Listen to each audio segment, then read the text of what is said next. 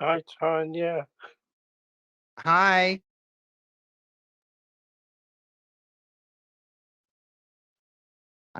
Are we are we ready to start?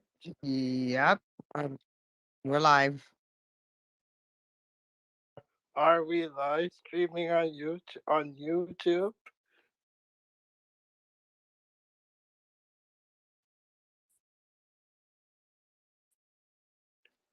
So I want to welcome everyone to my sobriety, recovery, and being an alcoholic interview with Becca.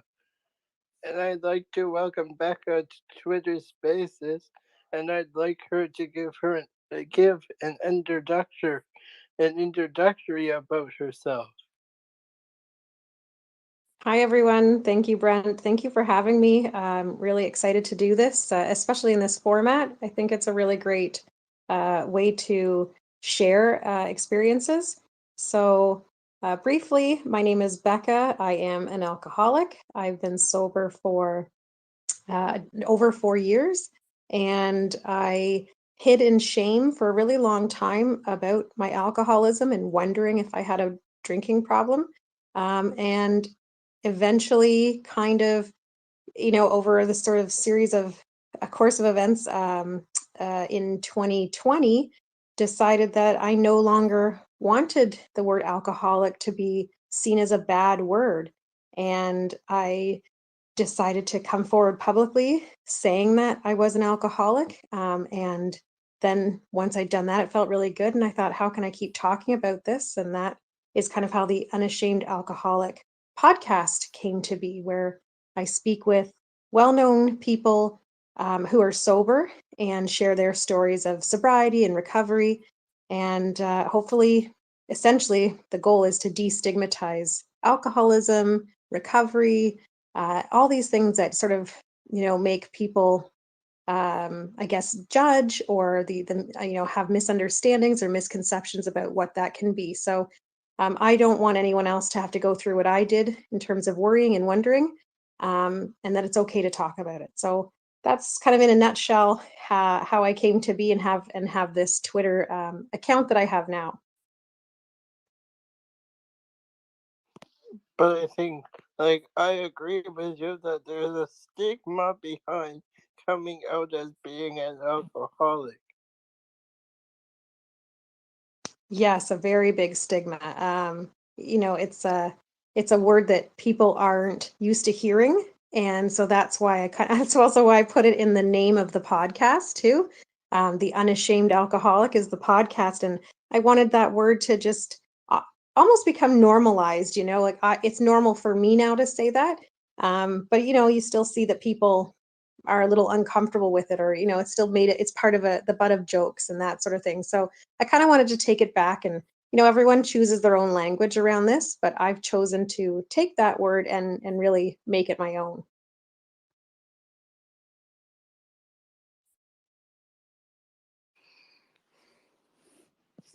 I know you prepared a list of questions for me, so I'm just looking at them so I can ask you the first one.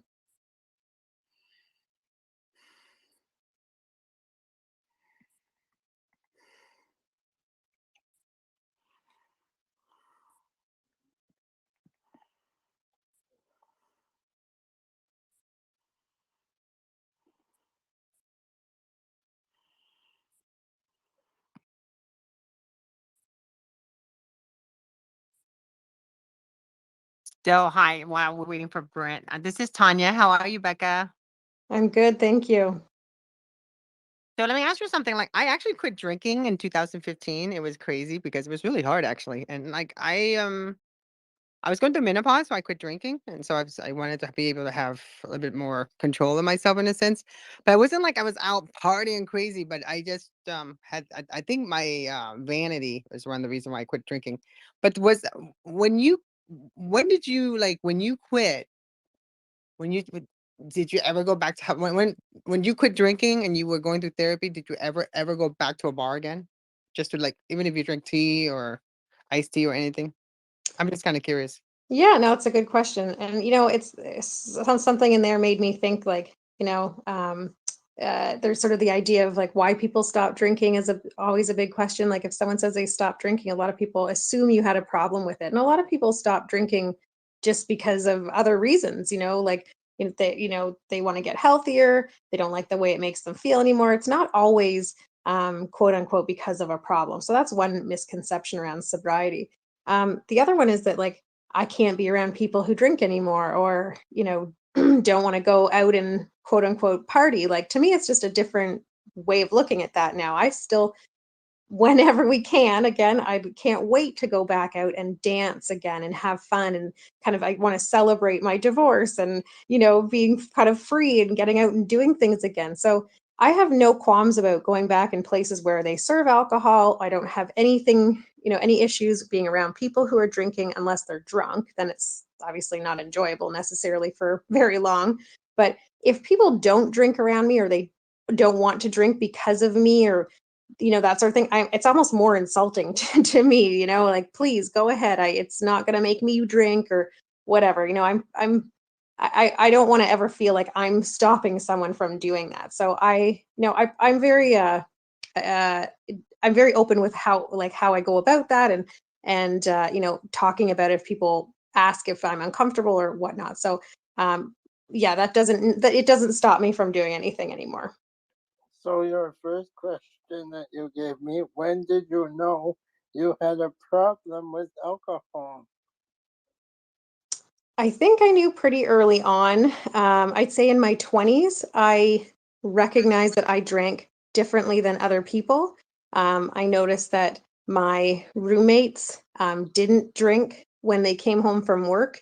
Our first kind of jobs outside of university, they would come home and just go about their things around the place, and I was having drinks because I thought that's what adults did after work. You came home and you had a few drinks, and I remember thinking like, why wouldn't they drink? Like, we can, we're allowed, this is what adults do. And that was sort of like a little thing in my head. And then as I got into my later into my 20s, I realized that I couldn't not drink. And so I was starting to think that this was becoming a problem that I couldn't manage. There was a little worry in there going, does everyone else think like this? Does everyone else always think about drinking? Is everyone else always, thinking about their next drink or wondering about it? And I couldn't stop thinking about it. And so for me, it was always the thought of it that was consuming me rather than the amount I was actually drinking. Like, I wasn't getting drunk every day or blacking out and, that sort of thing. So that's another misconception of alcoholism, is that it doesn't have to be the quantity. For me, I was overpowered and overwhelmed by the thought of drinking. So by my around 30, that was all I was thinking about and worrying about and wondering about. So around there is really when I knew. And how did you stop drinking and the support that you used? Well, I stopped when I finally kind of, as we say, like, you have a rock bottom, and, rock bottom doesn't have to be a catastrophic event like a DUI or an arrest or anything like that. I was just so sick of thinking about drinking. And so I woke up and I just thought, I can't do this anymore. I knew it had to stop. And I tried on and off to stop, but something that morning just said, like, that's it. You have to stop. So I did kind of set a date a few weeks later so I could mentally prepare for it. And I wanted a date that meant something to me, which was my birthday. And so I was building up to that, and I wanted to take accountability for it. So I shared, once I stopped drinking, I sort of sent out an email to really close family and friends, like 5 or 6 people, so they would know. So the accountability part. And then about 3 months later, a friend who I hadn't been in contact with for a while kind of reappeared and said she'd gotten sober and was in AA. And she took me to a meeting, and that's how I kind of started that side of things. So I do participate in a program of recovery, happens to be AA. So once I got into that, about 3 months into my sobriety, I really felt much better, much more connected, and things were making more sense. And up until that point, it was okay, but it was much nicer having a group of people who knew also what I was going through. So kind of since then, that's been what I've stuck to, and then obviously here and on Twitter, I share about it a lot. So I've really found a few different communities that I rely on. And when and why did you start talking about your experience of alcoholism? Well, I had in February of 2020, Bobby Ryan, who was a former Ottawa Senators player, he shared that he had gone, well, it came out that he had gone into a program of recovery for alcohol abuse. And I wrote a letter to the editor of the Ottawa Sun saying, I know what this is like, and I appreciate you sharing your story. And I'm an alcoholic myself. I understand this. But I signed it anonymously. And because I couldn't imagine saying that publicly. And then in September of 2020, Bobby Ryan won an award for sort of dedication and sportsmanship. And he spoke about the support he'd received when that story came out about his, alcohol addiction. And I just thought, if this guy who I look up to and admire can talk openly about something that's so stigmatized and have all these people still fans and supportive of him, why can't I do this too with my own story? And that's why I just decided, like, I'm sick of keeping this a secret. It shouldn't be something that's a source of shame. I'm actually really proud of myself. I'm really happy with my life now. You know, but it's so ironic that we can talk very openly about getting drunk or being hungover, but the second we do the opposite of get sober and be really happy and proud of ourselves, we can't talk about it. So I just thought that doesn't make any sense. And I decided to come forward and start sharing my story publicly. And within sort of a month of that decision, I come up with, like everyone else in 2020, having a podcast. And I thought, how can I, make it something that makes sense for me? And well, my story started because someone who was well known and sober shared their story. So I decided to talk to people who are well known and sober and hopefully destigmatize this and show that it can affect anyone. And your favorite musician or athlete or actor, is doesn't drink, and you still like them. So that's kind of how it all came out within the last year, really. And the last question, what is the Unashamed Alcoholic podcast about, and what is your goal? So the podcast, really, the idea was to take the shame out of that word alcoholic, to understand why people choose to use certain words. I always ask my guests sort of the same question: what language do you use around this? Do you use alcoholic? Do you use in recovery, that sort of thing? It's really just to talk openly about it. And in my interviews, I'm posting 34 on to number 34 on Tuesday. It's lighthearted, it's fun, we laugh, we have a really good time. I try to connect with the people in a sort of a way that's not, it's not doom and gloom. And I think that's what I really want to show in recovery and sobriety, is that my life is actually a lot happier and better now than it was when I was drinking. And I talk to well-known people, so people who are athletes, or they're on TV, or they're authors, people who have publicly spoken about their recovery or sobriety from whatever it may be.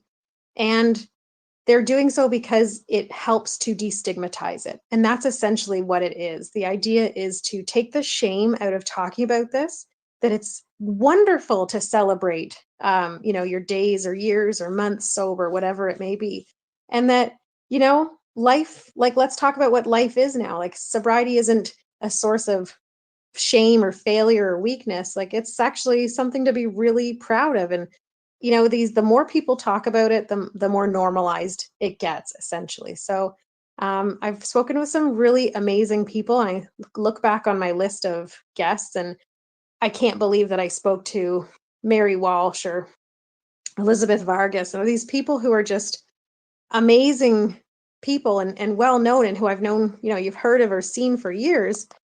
I can't believe I got to speak with them, but ultimately they're just a human being who has a story that's similar to mine. And that's kind of cool in the end, is that we have this thing in common that bonds us, and we can have a sort of a laugh about it too. So I find it's enjoyable for me. It helps me in my own recovery to hear other people's stories, to talk about it myself, and to hopefully, I put it out there and I go, well, I hope someone listens to this. And I hope, I'll never know if it helps someone necessarily. I just want it out there. And then I always say, we say we have our stories, and the only thing we can do is give it away for free. And someone sharing their story helped me. So I hope that me sharing my story or someone else's that you might recognize will help someone else, because, we I can. think it's all about making content public, because 100% it might help somebody who who is dealing with the same thing. Absolutely. Absolutely. That's a perfect way of saying it. Is I want people to know they're not alone, and that's if it can help someone realize that, or share their story or come forward or tell someone, then I've done something that I can be proud of. So Because it might not be them that has an alcohol problem. It might be a friend or a family member, and it might help them to learn so they can try to help that the person who is going through it.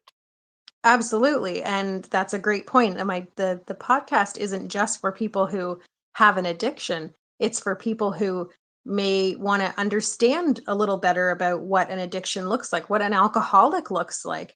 To sort of take some of those misconceptions and stereotypes that even I had away. I had these misconceptions and stereotypes of what an alcoholic was. What did that mean? What does a rock bottom mean? So to just help clarify a few of those things and show that, it really can affect anyone. And, it can just be this person who I'm talking to, it can just be a fan of theirs. It doesn't have to be someone in addiction or have anything to do with addiction. Just, you want to learn something more about this person you look up to. Have you been able to share your story multiple times? It usually comes through in the conversations. And the conversations are very natural. I have questions that I kind of, the sort of standard ones I work in each time, but the conversations tend to just evolve into a nice natural conversation, and it comes out through that we wind up sharing stories or our experiences. So it's a wonderful way for me to continue to uh, be strong in my own story, to continue to sort of put that ground there as to why I'm doing this and how far I've come, and sort of feel grounded in that. And people who haven't heard my story before will get an opportunity to through the various episodes. But I mean, it's good that you have a place, a safe place to share your story. Yes, I'm really grateful for this opportunity and things like this tonight. It's just another way to get it out there and be able to continue to share, because I was afraid of talking about this for so long. So to feel like I can now, it's still just kind of blows my mind. It's so wonderful.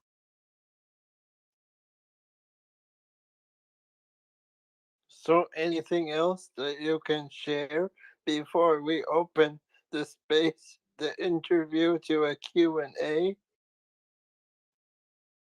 I really just would encourage anyone who has questions about it to ask. You can ask me, you can ask anyone who you feel comfortable with. To not worry for years like I did in secret. There's nothing wrong with asking a question or talking to someone or confiding in someone if you're curious or wondering, because that was what I did for so long, thinking I was the only one who was suffering from this, or that, I couldn't have a problem because X, Y, and Z. Like I couldn't be an alcoholic for all these reasons. And if I had kind of known what I know now, I would have never let that go on for so long. So I can only encourage people to, talk about it if they have questions, or even if it's about a family member or a loved one. But to really, approach it like from that perspective, that there's nothing wrong with talking about it. Thanks for the interview. And if anyone has any questions for Becca, you, they can request the mic on the right hand side on the on the left hand side of the screen, and you can ask a question to Becca. So can I ask a question real quick? Um, so have you heard of nicotinamide? It's NAD plus infusion. Have you heard of it for No, alcoholism? no, I haven't. It's like it's a vitamin B, so it's an IV. So I actually that's when I quit drinking is I don't know, alcohol does something to your brain where the cravings start, and maybe I had an addiction, or I still do, but I traded you always trade an addiction for another addiction. I always felt, and I don't feel entitled. I always feel enlightened. So it means that anything that I experience, I try to learn from it. So um but the NAD, when I recall when I was trying to quit drinking, and I just, did challenges because I do social media for a living. So I was like, back then it was like everything was a challenge. We did 30-day challenge, I did 60-day challenge. And then eventually I did quit drinking, but it was kind of uncomfortable at first. But I started taking the NR, these supplements. They convert into NAD in your system. It was still good. It helped me sleep. But then when I had my first IV, I never touched alcohol after that. Like I just instantly. And then I work with doctors. So I ended up bringing all this research, because it's been around since the 60s, this type of therapy. And so I don't know, they at one time in the 60s, it was used to help get people off of heroin, but instead they thought using IV therapy was just too much of a mess, so they gave methadone instead. But I always felt that this therapy, even just to give to patients while they're going to psychological therapy, because it's not when you admit you have issues, it's not just talking with someone. That's another part, but also physically, your body, you don't have your hormones are out of whack. I interview a lot of different people. I did actually my first show on my station on the radio, and we streamed it to Facebook, was about we had we talked about addiction, and we had Brad Lamb, who is actually I can get him on the space if we ever want to do it. He is the person that he works with Oprah. He's on Oprah's show. He's part of the team there. But we talked about the addiction, and and he said, we both agree, the therapy is really, you got to work body, soul, everything. It's not just like, because there's a lot of trauma going on. I feel like alcoholism is the reason, it comes from different trauma that happens to a person. And it also, because it could be a genetics, but you don't know that. But I think NAD infusion, and if you Google it, take a look at it. I can send you some clinical study on it and the data on it. Like if you guys ever want to have a doctor come on your show to talk about a little bit about that, just kind of like give information, education, because I feel like, when someone is going through that journey of enlightenment, of after experiencing trauma and accepting their addiction, that's a huge step. So I'd love to, like, be able to bring on a doctor and for you to talk to them about it. And the doctor could tell you about different cases, how they helped the person and how old that person was. Because alcoholism does not matter how old you are.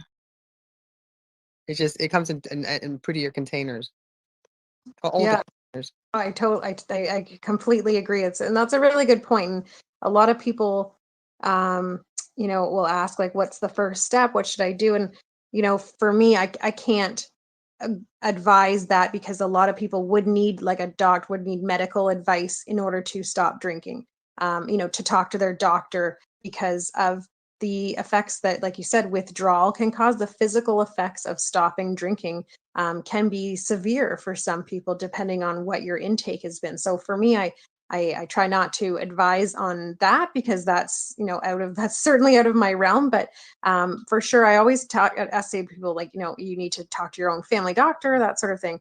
I didn't have the physical withdrawal that was extreme. Obviously, I had, sort of the cravings and that kind of thing. Obviously, the, sort of the mood swings at the beginning too. And, you kind of, like you said, you replace one thing for the other. So that's why I kind of moved into sugar, which has been an ongoing issue since. But think I'd rather have that than still be drinking. So it is something that you have to sort of look at the bigger picture. There is a lot of things in there. Rather, it's not just you wipe your hands after you've stopped drinking, like that's it, that's all. It really is a learning process of real kind of psychological, physical, mental, emotional. There's so many components to it when you stop drinking, and it's not just in the first few months either. Like, I'm still having the the effects of not drinking come through in almost a daily basis in various ways. So it's a really fascinating thing that's sort of evolved since I've eliminated it from my life. Oh, you know what I call that, right? When you eliminate alcohol, the clean brain effect. Yes, very much so. Very clean brain. You're so focused. You got more energy. You're on point. And I think that the thing is, when you have the clean brain, it's actually a better buzz than it is being drunk. I don't know. It just it's it doesn't happen overnight. It takes No. time because all the Yeah. damage you've done already to your system, especially for women also. Because I actually, a doctor told me this. This is a researcher. He told me, he goes, Tanya, after 40 years old, women should not drink. I'm like, what? He goes, yeah, women should not drink because something to do with breast cancer. He was telling me what the ethanol, and he was just explaining to me. And so when I was decided, I'm going to menopause. I want to save my relationship. I don't want to end up like, drinking and getting crazy, and so I quit drinking. So and then I wasn't like crazy, I drank my way. It wasn't like I sat around and drank like, and again, alcoholism it just comes in different packages, right? But yeah, I had girlfriends that drank bottles of no, absolute, absolute. That was like the favorite bottle. I knew girlfriends that would drink a whole bottle of absolute a day. Like, it was nothing. And we didn't think it was funny, because in college it was funny to be drunk. And it's society expects you to be drunk, I think. But then, when you start learning and understanding your body and the system and what you're lacking. So I love the fact that, what, Brent? One thing I'm so impressed with you, that you can find my content on my page that I can never find. Like, how do you find this What? art? What, My Tanya? How did you find my post from August uh 2nd of 2017 about NAD plus? Bec- because I searched for it on your profile. Okay, yeah. So that's how long that's when I started really getting into it. I'd stopped drinking, and I was getting in had just started doing the clinical study on the NAD infusion for the H reversal. But I got into it, and then the founder, Bill Falloon, he actually did 10 days of infusion. So he didn't drink at all. He quit drinking, which is like, so it was interesting to watch someone that doesn't drink. And then we met this other woman I knew. She had a problem, and she did a whole therapy, and she quit drinking.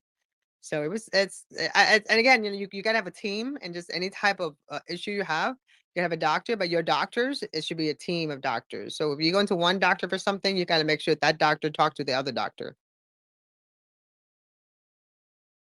Yeah, so I just went on a tangent about, but I just feel it goes hand in hand, So I've been like actually studying this looking at this, and like one of the market that we looked at, because I actually was going to start a business doing this. Actually, I'm going to give you guys full disclosure.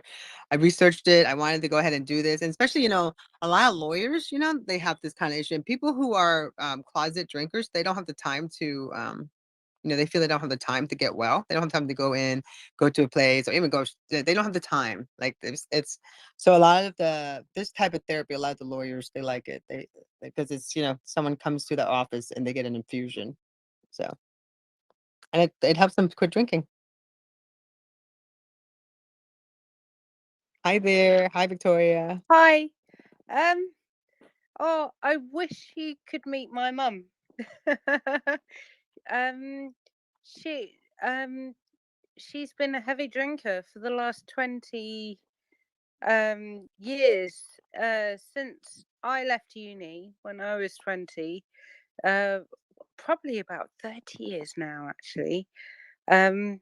She's a very large lady, and I don't know how she's still alive, to be quite honest. Um.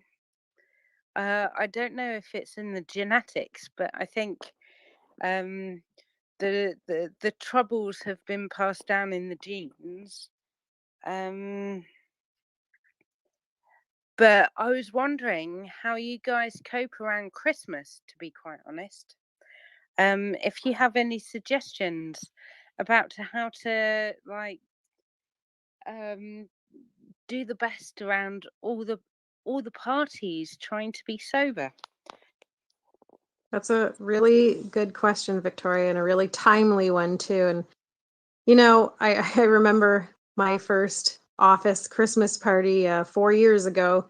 I would have been, newly fairly, it's just months into it, and still felt, I felt like I could shatter at any second. Just I felt so fragile all the time. That was the best way to describe it. Was just I felt like I was kind of like a walking Fabergé egg or something. That was just so. And I was so Yeah, protective of my sobriety too. Like it was just so like it anything could break it, like I just couldn't imagine losing all the time I'd built up to that. So I I made sure that I told people. Again, like I found the accountability for me really helped. I remember going to an office, remember like the office Christmas party, and it was at a kind of pub restaurant. Then I knew, all the guys would be really heavily drinking, and I would have been in that gang, the year before.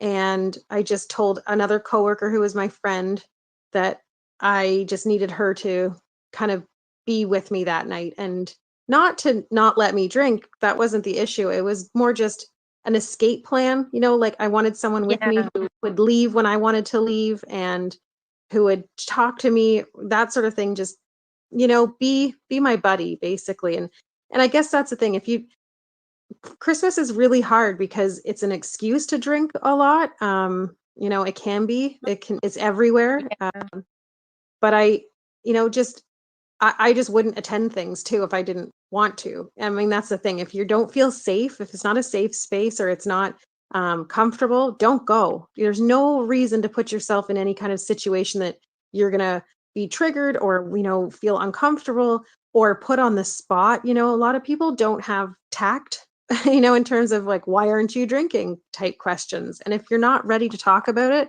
not everyone is like me, who's just like, oh, because I'm an alcoholic, it would just say something like that. Not everyone wants to talk about it. And that's a terrible question to ask people, I as well anyway. But, if my biggest words of advice would be, don't go if you're not comfortable, and to talk to someone, have someone there who you can count on, who will chat with you in the corner if you don't want to talk to anyone. You have an escape plan if you want to get out of it. Oh, I tried that before. Oh, it was my partner, and I thought I was going to be the driver and everything, and then he arranged a taxi to pick me up and his friends, and then I would have been stuck there for hours, and I actually had to kind of lay it all on the line and say, look, I'm not comfortable with this. And they actually all took a taxi together, and I drove, and then I drove back. And I felt so bad. I felt awkward, and I felt bad. But good for you. You did what you had to do. I mean, that's the thing. We have to put ourselves first. We're so used to not putting ourselves first, and wanting to people please and not let anyone down. But this is one of the most important things that people are doing when you're just trying to stay sober. That's number one, right? So that's got to come first above anything else. So that's why I just say you do whatever you can to keep that going, to keep that number. So if that means not attending something or, making someone feel uncomfortable or whatever, doesn't matter. Your sobriety's number one. It felt, I felt uncomfortable that I let them down, and that my partner had to pay for an Uber to get back home, and I went, but I left early, and yeah, it was a very awkward situation. I'm glad I did it though. Oh. Exactly. You'll always be proud of yourself to have gone through those moments. And, those types of things, that's what helps solidify your, sobriety. That's what makes you stronger. Like those types of things, I mean, they're really tough to get through, but that's what helps kind of you go, yeah, I'm glad and another thing I did, another event, another party, another whatever, and I made it through it. It's those types of things where you go, yep, see, I can do it. Yeah. Yeah. Thank you. Yeah. Yeah. I think Christmas is going to be awkward, but yeah, I need to stay strong. You can and you will, and you'll make it through, and it'll be another thing that you say you did it, and it won't last forever. It's moments. Just take it, think about it, play the tape till the end, and take it moment by moment, if that's what it comes down to. Thank you, Becca. Thank you. I really appreciate. I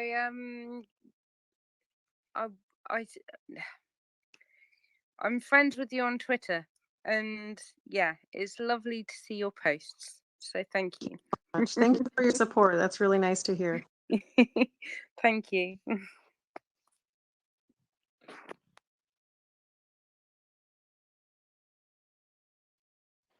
So, I'm not a doctor, but have you had gotten your hormones checked, Victoria? Like, if you feel like, because there is besides having someone you work with and that you talk to and you go to meetings and doing all that stuff, also they say that most people who are alcoholics or addicts, their hormone level are very low, especially women, and it's that they're unbalanced. So I don't know. I suggest you to talk to your doctor and get a full female panel workup for yourself so that you can see it. Thank you. Yes, I think I'm 41 at the moment. I think I'm probably on the turn. Yeah. I've been there. I quit drinking. I don't know. I don't know. As I got older, the hormones I get out of whack, and I drink even one sip of alcohol. It just makes me so edgy. It's so crazy how your system changes. Yeah, you're probably right. I mean, I don't have anything to go by because my mum had a hysterectomy quite early, and yeah, so I don't know. My grandmother had a mastectomy. No idea when, but I think yeah, I think But maybe I would just go go to your early. doctor. Ask him about it because you do need a like at least if I that's what I did. I got when I turned 40, I got my blood work done because that's when I knew I was in the middle of like beginning of my change. But couldn't accept it. I was so mean. I was angry all the time. I was a bit emotional. And that was like my 40. That's good advice. I think I'll definitely look into that, definitely, because yeah. And again, I'm not a doctor, but I work with doctors and I've been in this working on this field since 2004. So it's just your hormones is what controls who you are and all different aspects. So because it's the sex hormone is very important. So I think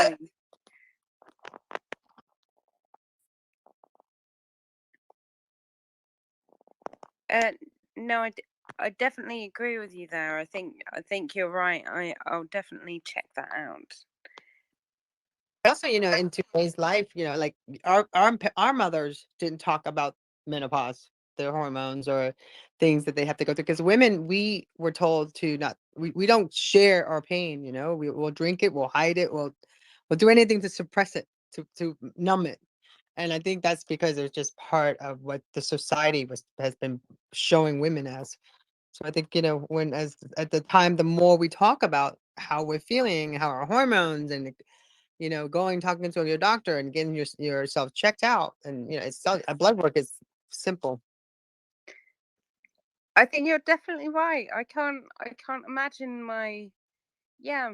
I think my mum had a hysterectomy when she was about my age, and so I don't think she could give me any advice or tell me anything about what's normal or abnormal at my age. So um yeah.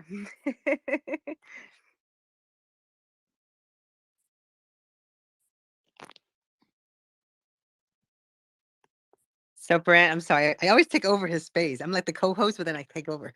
I get all into it. I'm so sorry. It was just it's a subject matter that I've been working on this for years, actually, talking about it. Oh, I don't mind, Tanya. I always enjoy hearing you sharing. Thank you.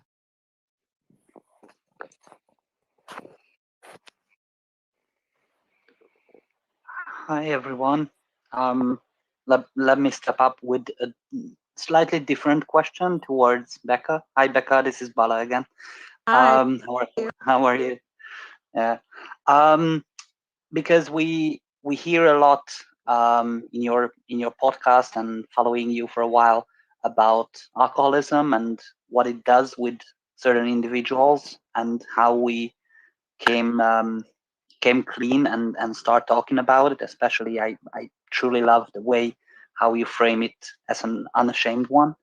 But as you know, and others might just know now, I'm a compulsive gambler. So in the end of the day, we are all addicts.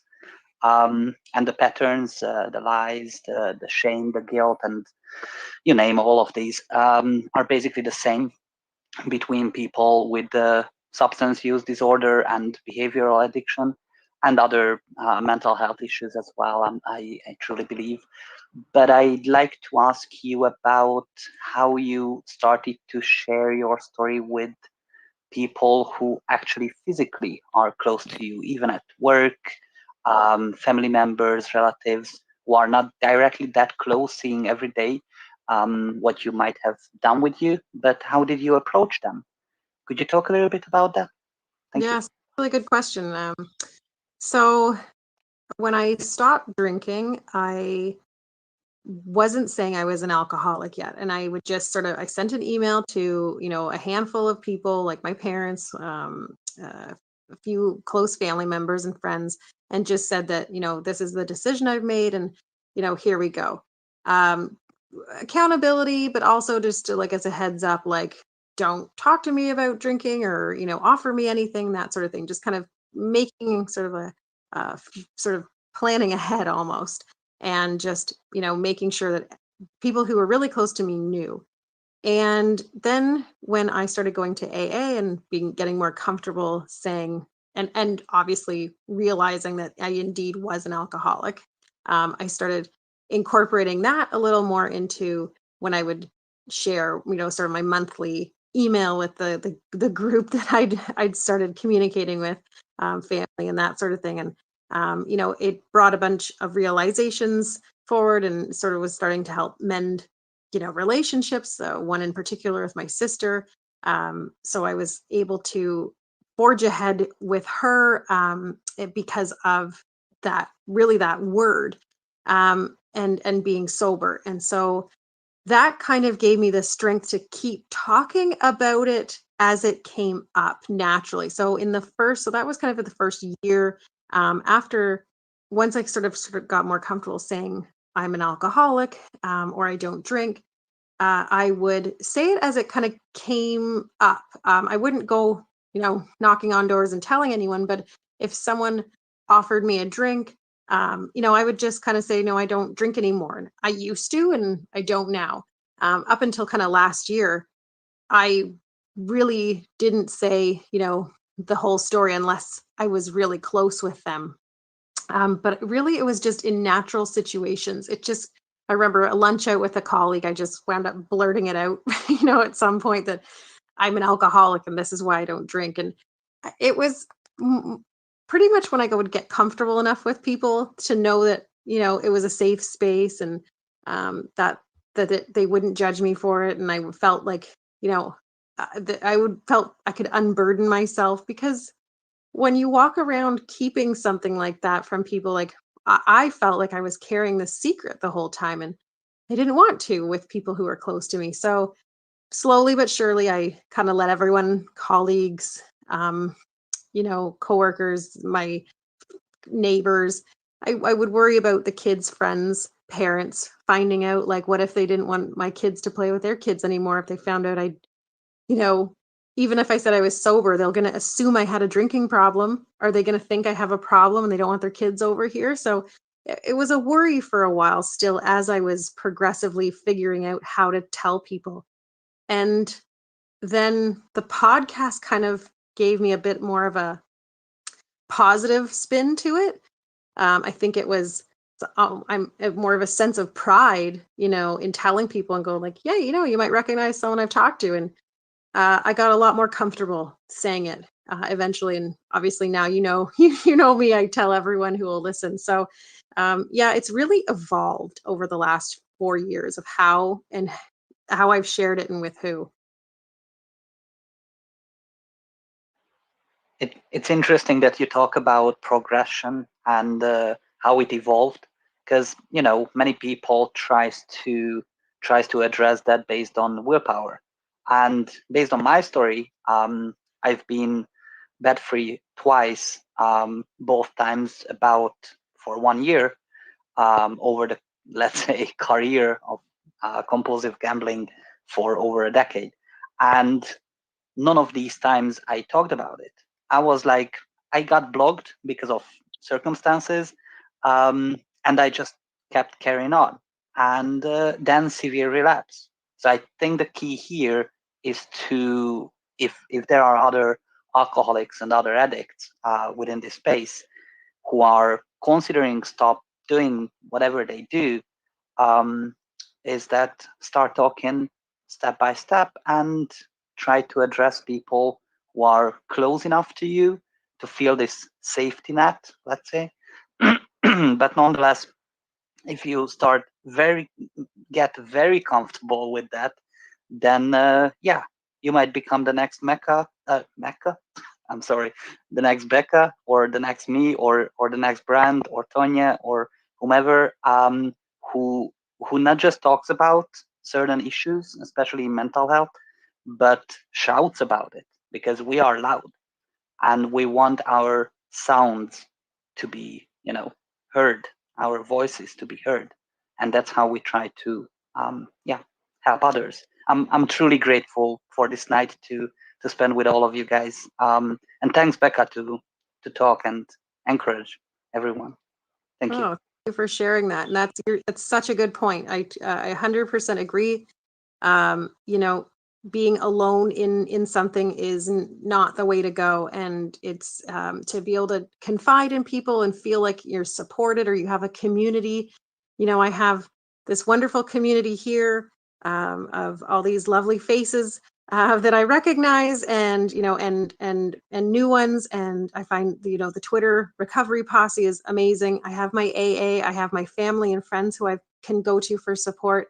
It's just, I've built that up over the years. It's taken a while, and it wasn't it wasn't easy, and it wasn't quick, but it's what I rely on so much. And you can be one day sober or 30 years sober, and you still need to talk to people, and you still need that sounding board, you still need that support system there. So it doesn't that need doesn't go away. So I highly encourage people, to share and confide and find that community that works for you.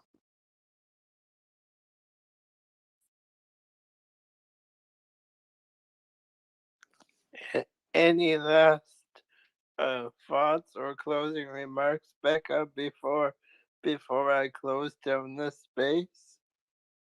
I just want to thank you both for having me here tonight. I really appreciate getting the platform to share my story and and listen to other people here. I think it's just wonderful. I am, really grateful that people take the time to listen to these stories, and hopefully it helps encourage someone along the way. So I thank everyone who's here, who's listened.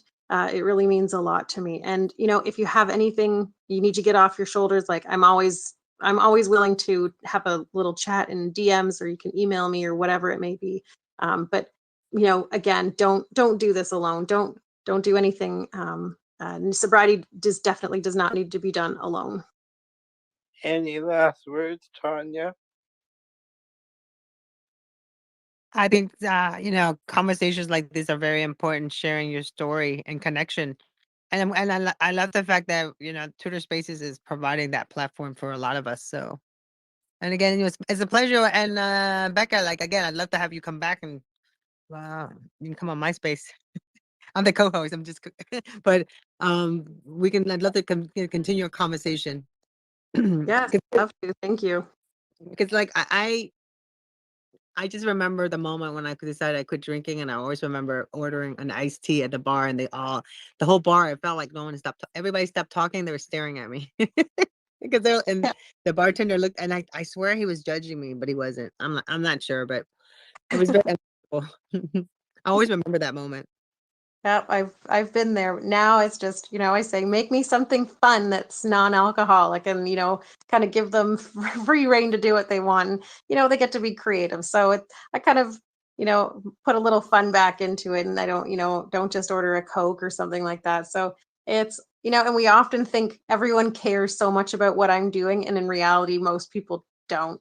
We put a lot of thought into what other people think of us, and most people aren't thinking of us. So that's another thing I try to remember too.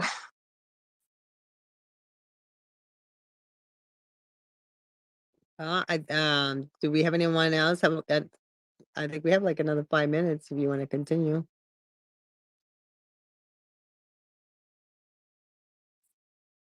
Brent? Does anyone have any more questions before with 5 minutes to go of the space?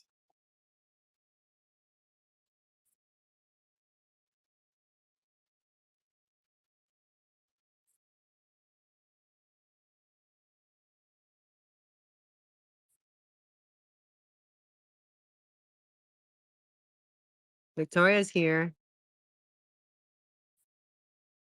Hi, Victoria. Do you have any last thoughts or questions?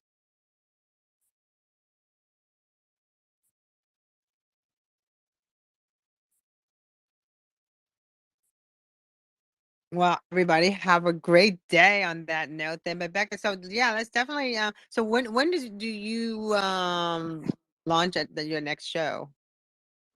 The next episode comes out on Tuesday. I do it on Tuesdays, usually every 2 weeks. It'll take kind of a bit of a hiatus over Christmas, but it's about every 2 to 3 weeks, depending on how many I have lined up. So yeah, always Tuesdays though. I would enjoy to welcome you, welcome you again in the future to another interview in Twitter Spaces.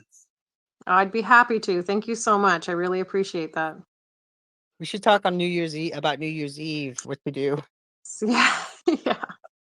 It's not about the Christmas. I think New Year's Eve is the worst, Thank especially you for co-hosting, Tanya. Oh, my pleasure. Anytime. Everybody have a great day. I appreciate you guys for being here. And Thank you. let's connect.